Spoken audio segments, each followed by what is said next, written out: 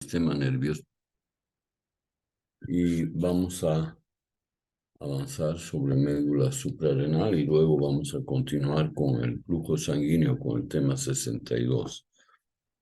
La siguiente, por favor. El sistema nervioso autónomo, como su nombre lo indica, o también llamado neurovegetativo, es un sistema que está entre el sistema motor y el sistema sensitivo. Es el encargado de controlar las funciones viscerales de todo el cuerpo en forma automática a través del sistema simpático y parasimpático. Pero no solamente de las vísceras, sino de otras partes del cuerpo. Controla la presión arterial, la motilidad gástrica, controla el vaciamiento de la vejiga, la sudoración, la temperatura corporal. Estas las realiza, son funciones rápidas que duran muchas veces segundos, pero son intensas en su efecto, ¿no?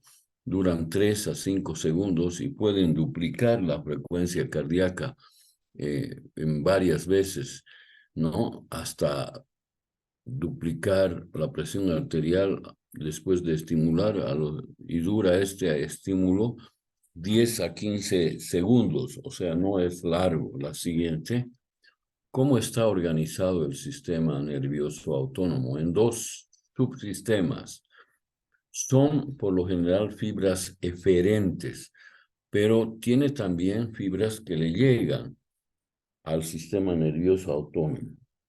Está el sistema nervioso simpático y el sistema nervioso parasimpático. El simpático es mayormente excitador, aumenta la función, mientras que el parasimpático disminuye la función. Pero no es la norma, porque el sistema simpático, de acuerdo al receptor sobre el que va a actuar en un órgano, puede también ser inhibidor. Al mismo tiempo, el sistema parasimpático puede ser excitador dependiendo del receptor de donde va a actuar sobre el órgano efector.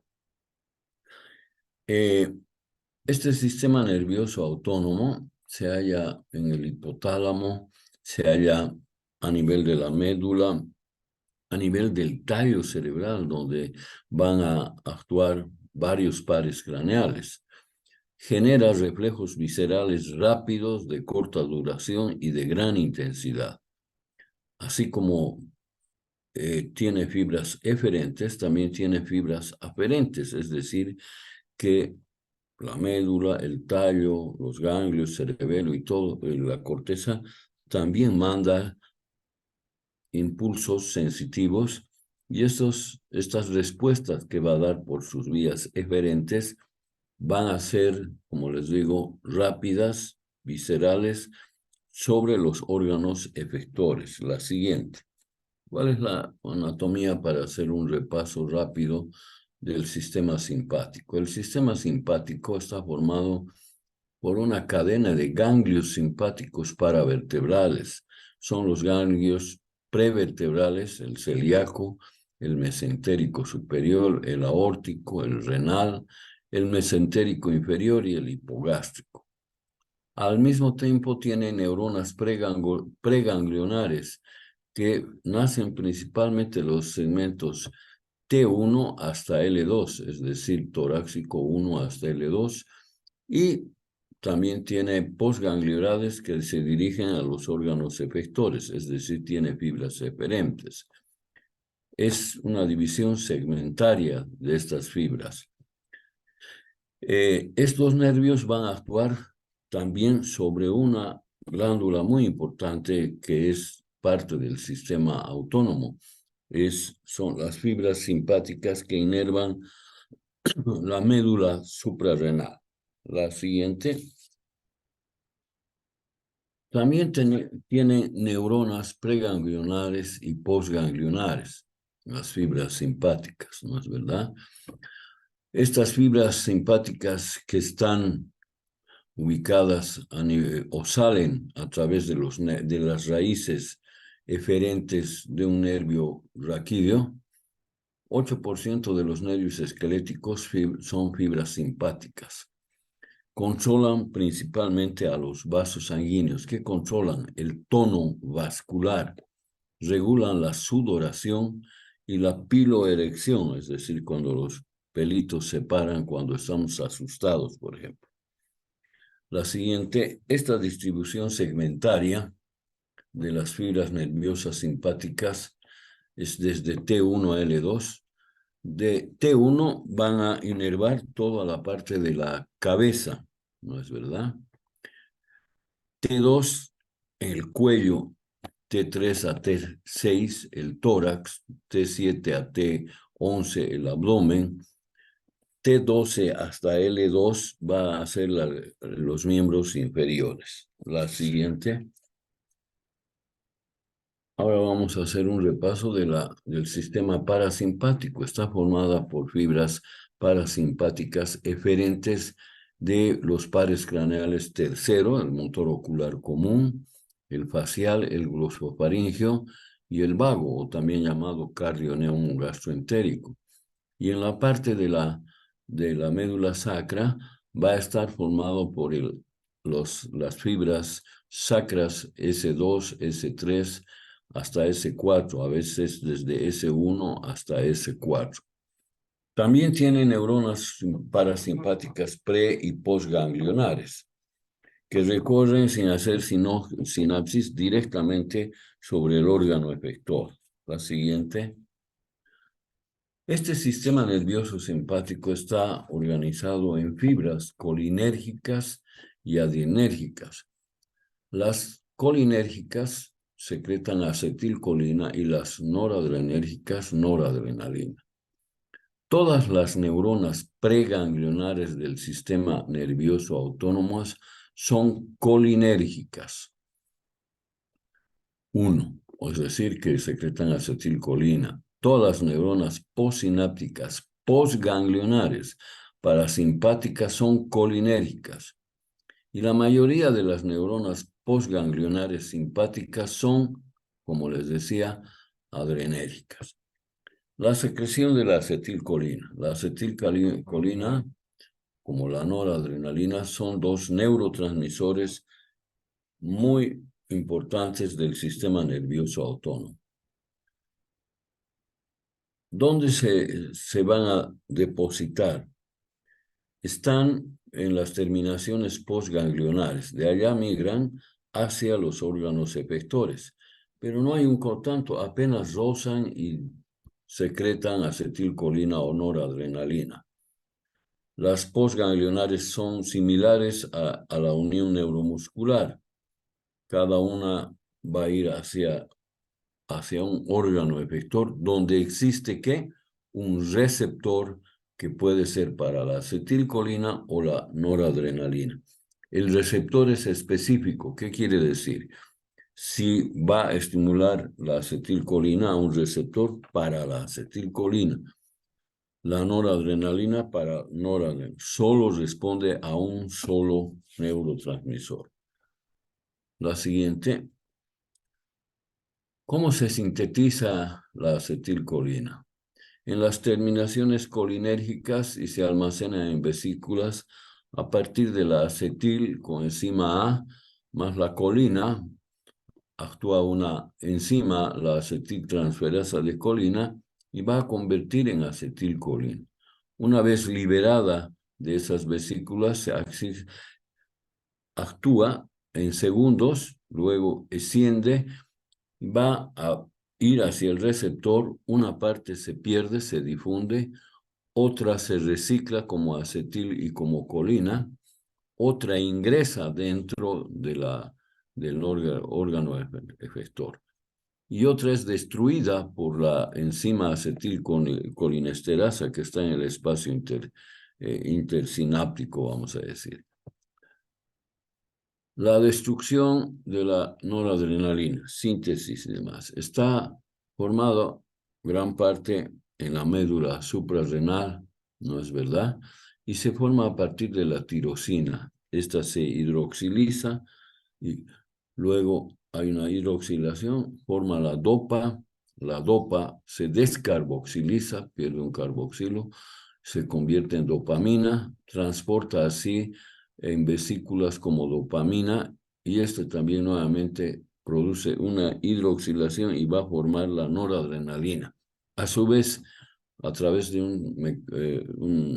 una reacción química de metilación, la noradrenalina se va a convertir en adrenalina. Después de la secreción de noradrenalina, también se elimina por 3 vías, por reabsorción, difusión y destrucción, en este caso por una enzima, la monoamino oxidasa. La siguiente. Receptores de los órganos efectores.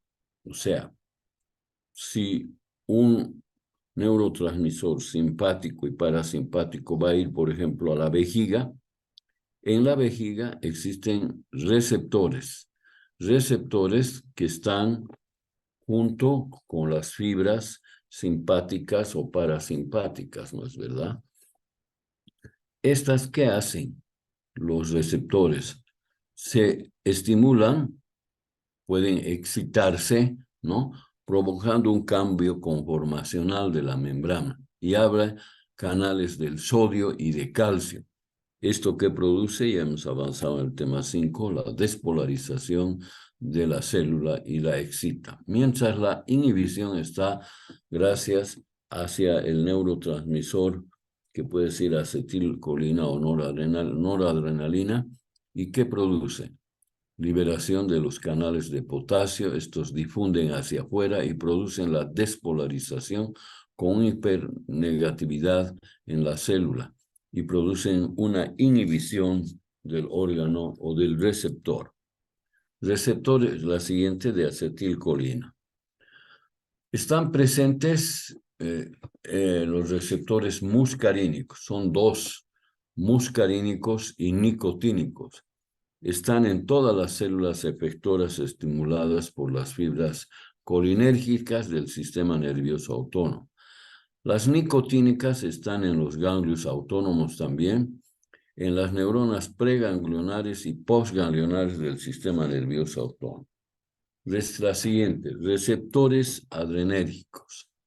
Igual, existen de 2 clases, los alfa y los beta. Los alfa a su vez están subdivididos en alfa 1 y alfa 2. Estos receptores se estimulan a través de la noradrenalina o estimulan noradrenalina y la adrenalina. Los beta también por la noradrenalina y adrenalina y en menor grado desde ya la noradrenalina y se dividen en 2, beta 1 y beta 2 y beta 3, son 3. Muy bien. Al lado tenemos un cuadro donde vamos a ver los distintos órganos, dependiendo si el receptor es simpático y parasimpático. Por ejemplo, la estimulación simpática sobre la pupila produce dilatación. Sobre la parasimpática produce ¿qué? Una contracción. La siguiente es la otra. Es un cuadro donde están todos los órganos. No vamos a repetir todo. La siguiente. La médula suprarrenal. La médula suprarrenal es una glándula que está encima del polo superior del riñón. Tiene 2 partes, tiene la corteza y la médula. Esta médula suprarrenal está inervada por el sistema simpático. Estimula el sistema simpático y esta glándula libera el 80% de la adrenalina que tenemos y el 20% de la noradrenalina, que tiene los mismos efectos. Lo hace a través de la irrigación, ¿no es verdad? Su efecto dura 5 o 10 segundos y desaparecen rápidamente en el torrente vascular. La noradrenalina en este caso controla a los vasos sanguíneos, aumenta la actividad cardíaca, inhibe al tubo digestivo, es decir, a los movimientos digestivos, dilata las pupilas. La adrenalina tiene mayor actividad cardíaca cuando se estimula, hay una débil contracción de los vasos sanguíneos, hay un efecto metabólico, aumenta el metabolismo, acelera la gluconeolisis, o sea, la destrucción de la glucosa y una gran liberación de glucosa. La médula suprarrenal apoya las funciones del sistema simpático. Tanto el sistema simpático central como la médula suprarrenal van a secretar, como les decía, adrenalina y noradrenalina. La estimulación simpática de esta glándula va a producir una liberación, una estimulación directa o indirecta, pero tiene un margen de seguridad. ¿Qué quiere decir? Como se produce tanto, el tiempo que actúa es muy corto, pero es potente y no es constante. Termina unos segundos y ya no se estimula. La siguiente. Relación. Un impulso nervioso dura, como les digo, pocos segundos. Mantiene el tono simpático y parasimpático. Así como hay un tono vascular, un tono muscular, hay un tono para el sistema simpático y parasimpático. Cuando hay una activación total de las fibras simpáticas, descargan a veces 10, 20 veces más, duran segundos y su acción es muy potente, ¿no es verdad? Y puede producir 50 hasta 5.000 descargas por segundo. El tono simpático existe una tasa de función como el tono simpático y parasimpático. ¿Qué quiere decir? Que se libera la cantidad adecuada que es necesaria, ni más ni menos. Hay un factor de seguridad, porque si fuera una estimulación descontrolada, pueden producir un paro cardíaco, pueden producir los efectos indeseados. La siguiente. ¿Qué pasa? La siguiente. ¿A qué se llama hipersensibilidad? Nosotros, por ejemplo, cuando estamos en la piscina y nos soleamos y nos hemos pasado de broncearnos, tenemos un grado de, no quemadura, pero una hipersensibilidad de la piel. Normalmente nosotros toleramos nuestra ropa, toleramos el que nos toquen, pero cuando tenemos ese grado de quemadura superficial de la epidermis, el contacto de la ropa con la piel produce un dolor intenso. A eso se llama hipersensibilidad. Es lo mismo que ocurre cuando se denervan fibras simpáticas o se cortan fibras simpáticas y parasimpáticas. Se producen este tipo de cirugías, por ejemplo, cuando hay mucha hipersecreción del jugo gástrico, ¿no?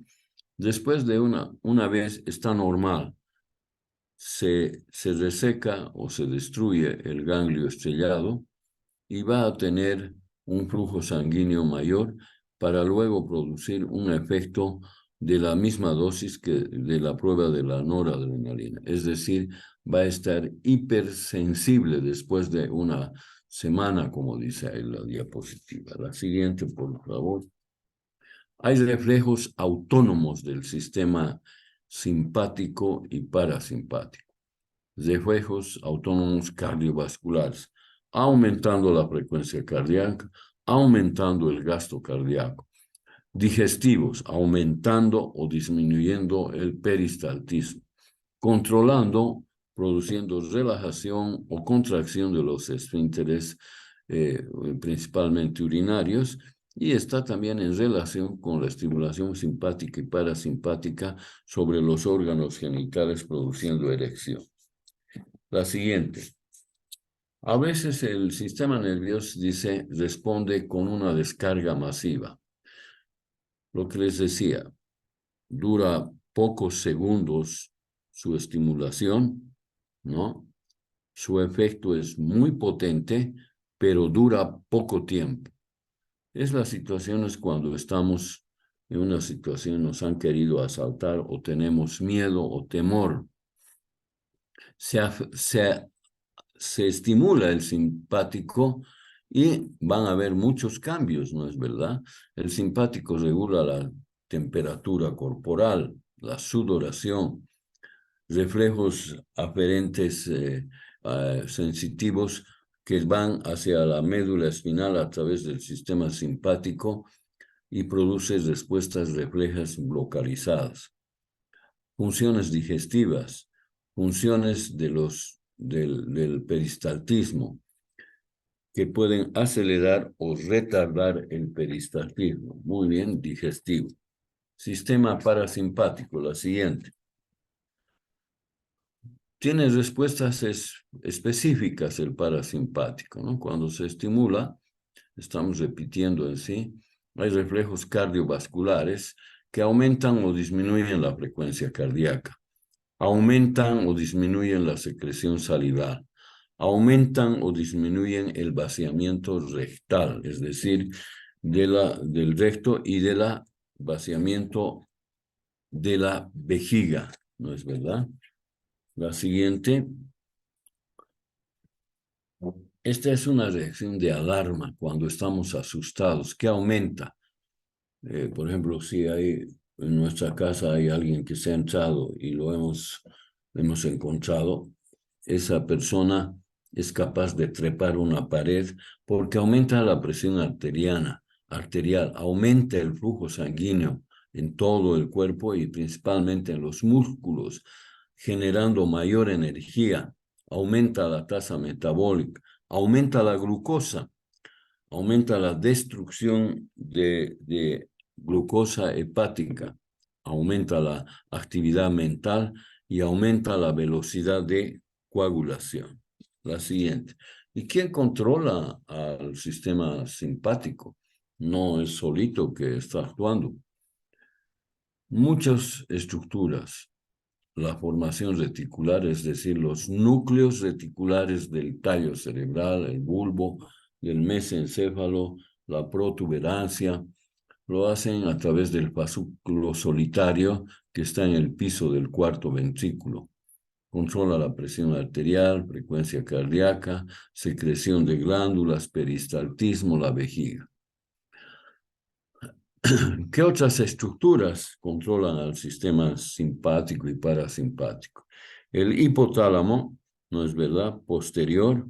También el hipotálamo, otros centros, por ejemplo, los centros del hipotálamo que controlan la temperatura. Áreas encefálicas superiores, es decir, la corteza cerebral. Y estos van a producir estimulación o inhibición de órganos efectores. Muy bien.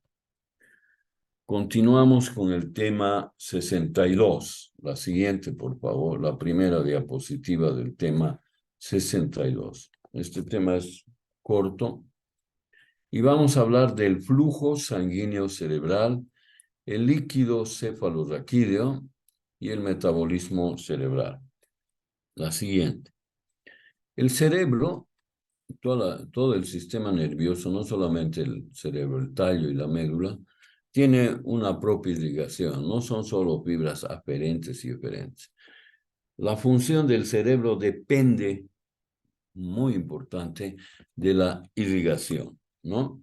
La interrupción del flujo sanguíneo en una área de la corteza cerebral entre 5 a 10 segundos puede producir un infarto cerebral. El aumento de la presión arterial en un vaso sanguíneo puede producir una hemorragia cerebral, un accidente cerebrovascular. Al igual que nosotros necesitamos para la función del cerebro oxígeno, glucosa, la disminución de la glucosa, del oxígeno, va a alterar el metabolismo de todas las neuronas, ¿no es verdad? ¿Cómo está irrigado el cerebro? El tallo. El cerebro y el tallo, o sea, el sistema nervioso, está irrigado por las carótidas, ramas de la aorta, y dos arterias vertebrales. Los vasos sanguíneos no están, o sea, la sangre no está en contacto directo con el cerebro. Existe una barrera hematoencefálico, es decir, el capilar, la vena, la arteria, y luego la neurona. Cuando la sangre se revienta una arteria, una malformación arteriovenosa por hipertensión arterial, la sangre destruye en contacto directo al cerebro, ¿no? Hay unos espacios denominados de Virchow-Robin, son los espacios que evitan que la sangre esté directamente en contacto con la masa encefálica o con la neurona. La siguiente. El flujo sanguíneo cerebral es muy importante. Dice que por cada 100 gramos de tejido cerebral hay un flujo de 50 a 65 ml de sangre por minuto. Todo el tiempo hay irrigación de los vasos sanguíneos. Si calculamos un cerebro de 1200, 1600, casi 750 a 900 ml circulan por minuto, ¿no?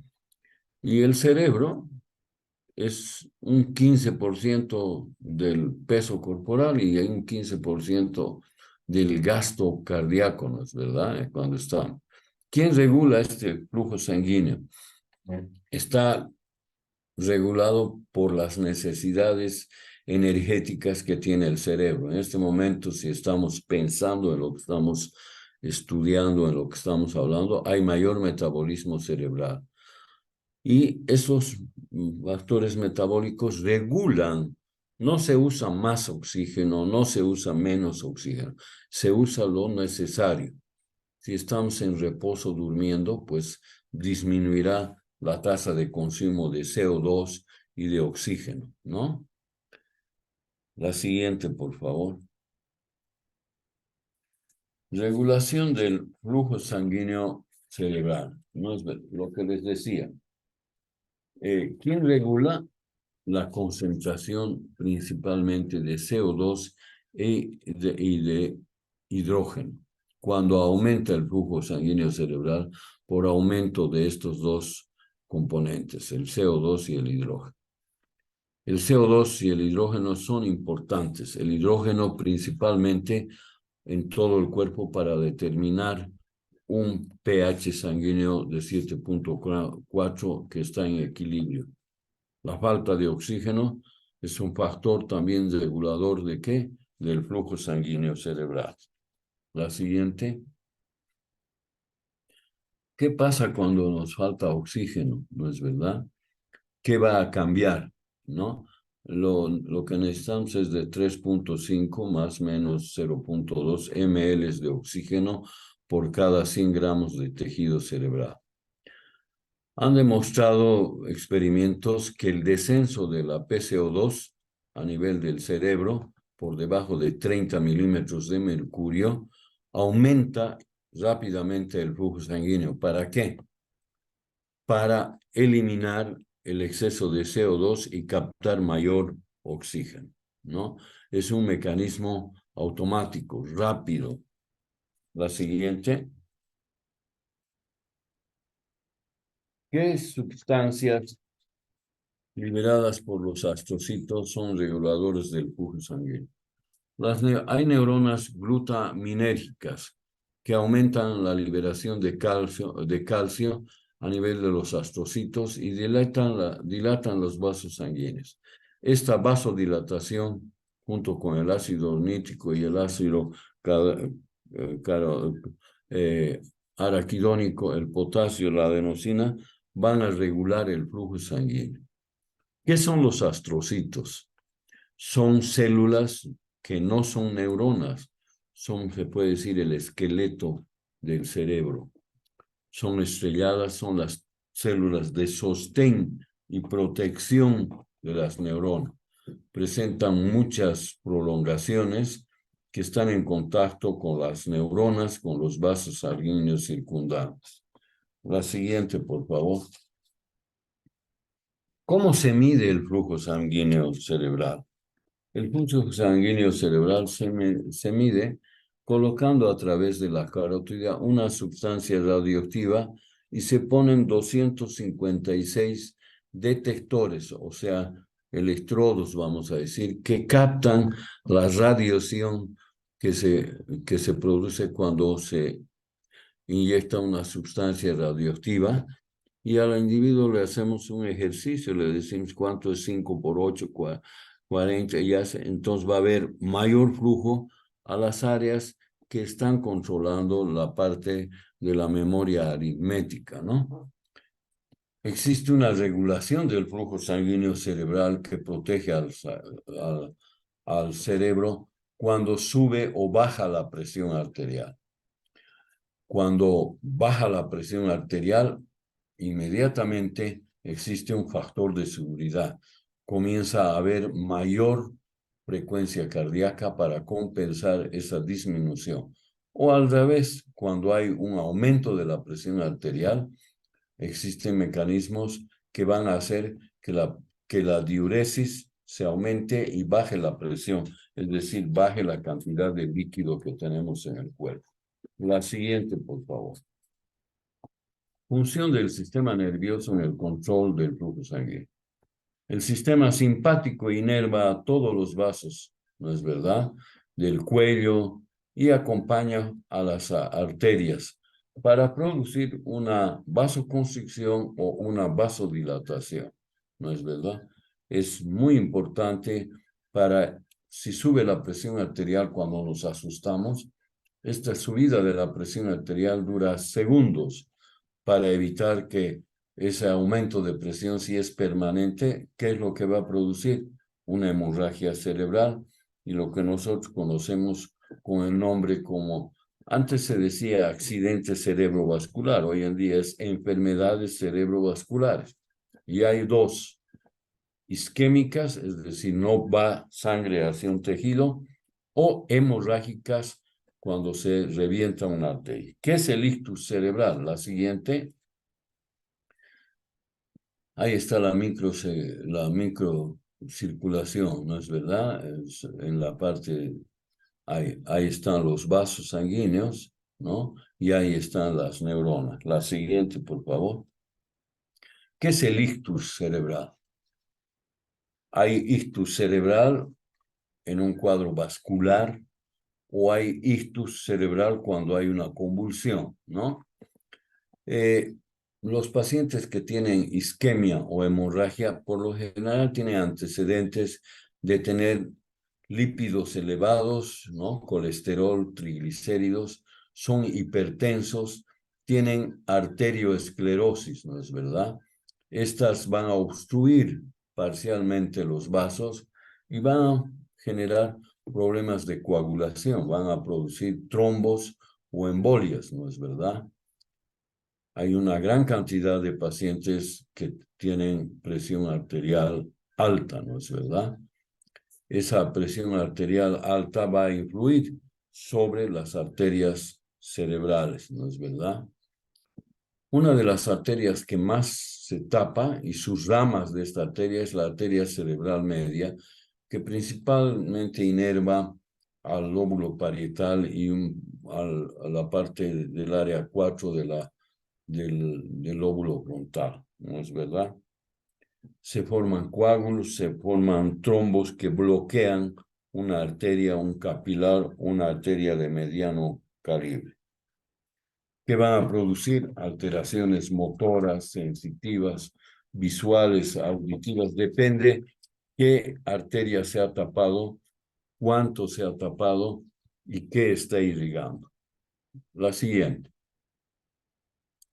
¿Qué es el líquido cefalorraquídeo? El líquido cefalorraquídeo es el líquido que se encuentra en las cavidades. Desde el quinto ventrículo de Krauss en la médula, luego el conducto del epéndimo, cuarto ventrículo, el acueducto de Silvio, tercer ventrículo, ventrículos laterales y primer ventrículo. Vamos a ver que tenemos más o menos de líquido tanto en el espacio de las cavidades como en el espacio subaracnoideo, tenemos líquido cefalorraquídeo, ¿no es verdad? 150 ml hasta 200 ocupan la médula y el encéfalo, ¿no es verdad? Se producen diariamente entre 1.600 a 1.700 ml de líquido cefalorraquídeo. Y si se produce esa cantidad, seguro que tiene que reabsorberse la misma, porque si se producen 1.500, vamos a decir, y se reabsorben solo 1.400, cada día se quedan 100, lo que va a producir es una hipertensión intracraneal con síntomas de cefalea, náuseas, vómitos, puede haber convulsiones y va a generar un cráneo hipertensivo.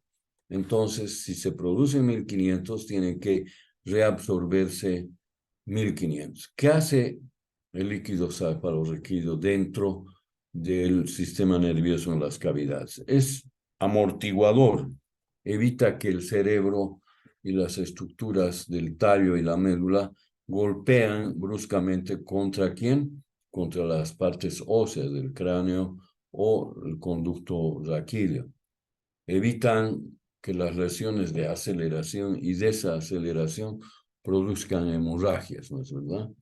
Cuando un traumatismo es muy fuerte, ¿qué va a producir? Una hemorragia, un hematoma epidural, subdural, parenquimatoso.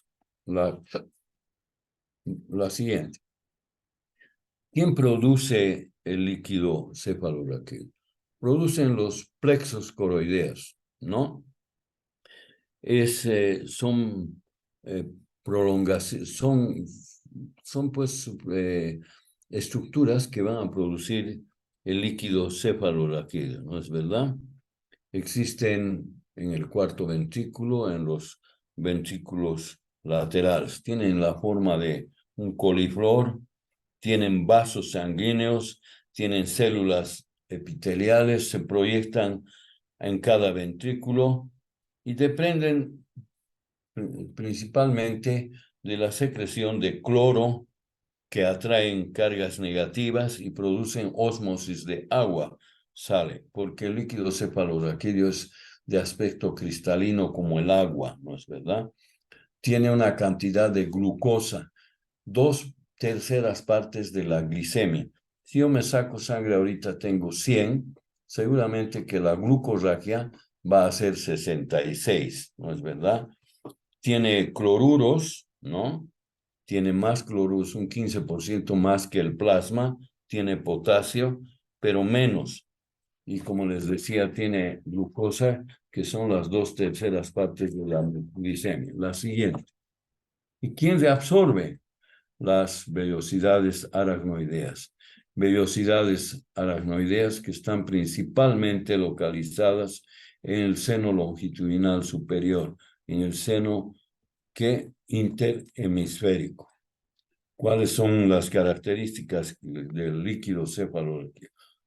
Líquido cristalino, claro, como el agua, tiene cloruros de 119 miliequivalentes por litro, tiene glucosa de 66 miligramos por decilitro, tiene proteínas de 15 a 50 miligramos por 100 ml, tiene un pH de 7.31 a 7.33.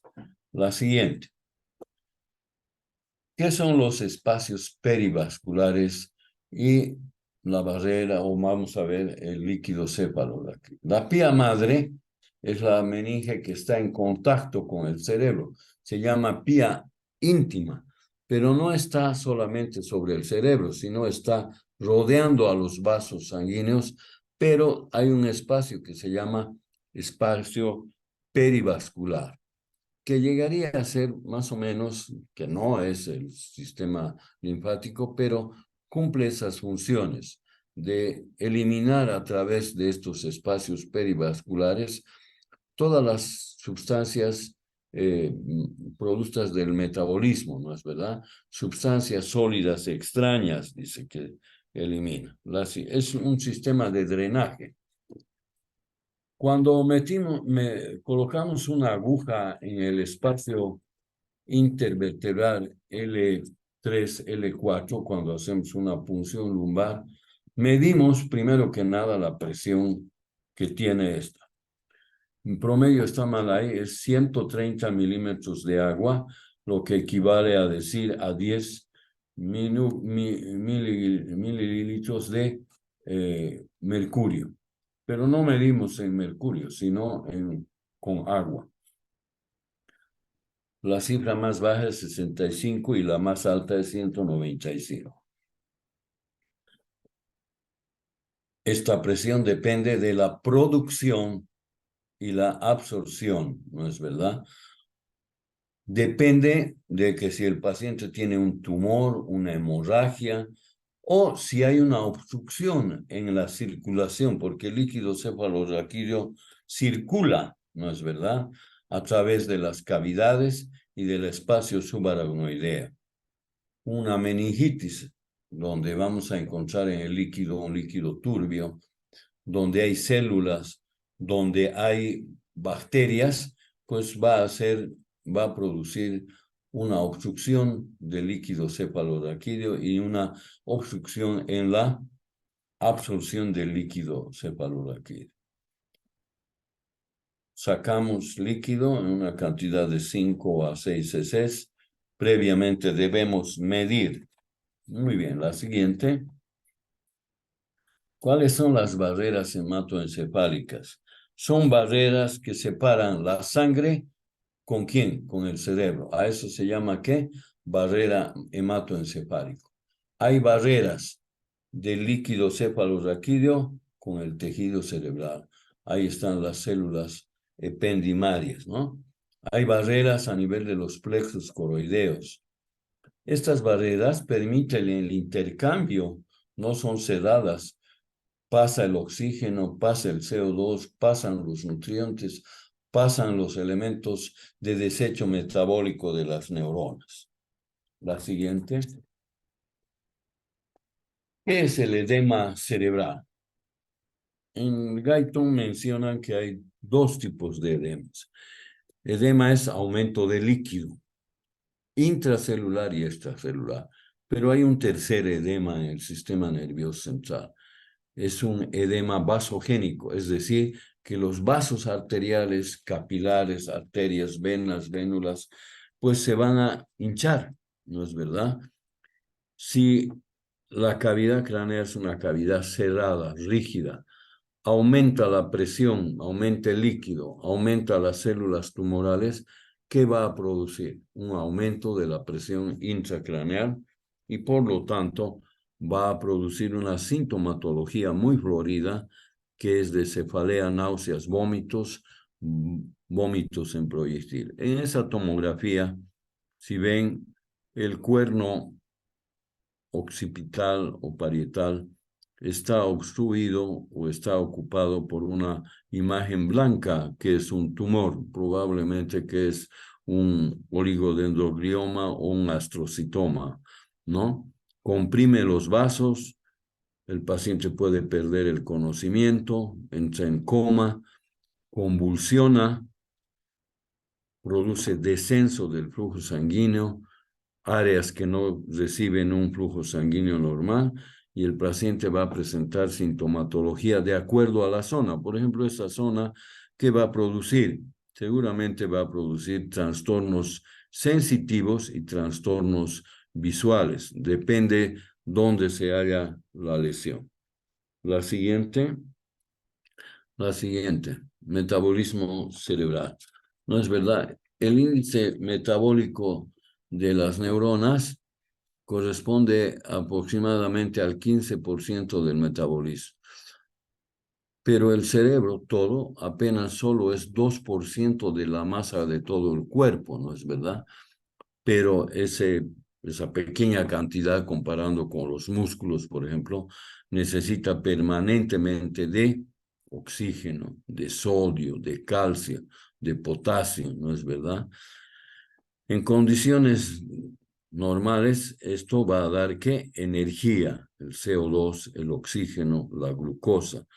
Cuando disminuyen estos elementos, el metabolismo cerebral se va a alterar. Se va a alterar la función del sistema nervioso.